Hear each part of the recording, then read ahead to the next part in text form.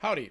So I'm going to start a new series on barriers to living out of your gifts or design. So first I want to focus on this first word.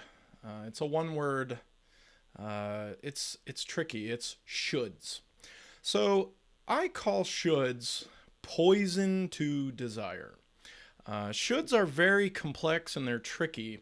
So probably the easiest way to explain it is to talk about what I sort of see on the landscape of the self-help marketing world in both worlds.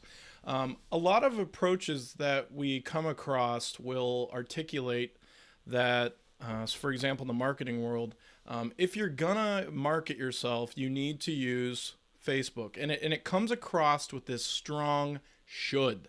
You should use Facebook. You should use LinkedIn. You should use Twitter, email marketing. You should use. It goes on and on and on. And often when we're watching these or we're hearing these approaches, it feels it's not just slimy. Sometimes it just feels like that's not who I am. It violates how I'm made. But this person is an authority, and they must have their stuff together, right? I must be the one that's off. Well, here's the thing. Where you have joy or where you have motivation, you also have the energy to see it through. So if we try an approach that doesn't tap the way we're designed, eventually we'll peter out. It's almost guaranteed. Or you're going to be doing it out of rote, just for the sake of doing it eventually, and you'll burn out. So here's an example. I love these YouTube videos. I have found more recently, like, they just really tap who I am. I feel like I can be myself. I love visual things. I love the fact that I can put graphics in here. I can do keynotes if I want.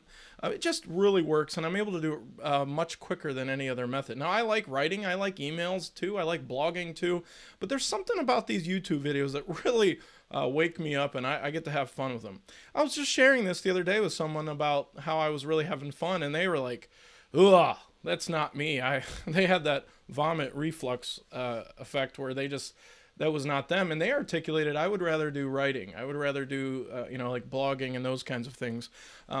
So each person's different, but pay attention when you're hearing different people give advice about all different kinds of things. So even in the self-help world, when people are saying, in terms of like productivity, here's how you should line your morning up, or how you should attack tasks in your day. The question that I think is really more powerful than here's how you should is, what do you want? What wakes up motivation in you? What's an approach that really helps you tap joy, fun, or desire? They're all similar words. And so that's the first piece, is this should. And in this next video, I'm going to do a second part of this where I explain where shoulds come from.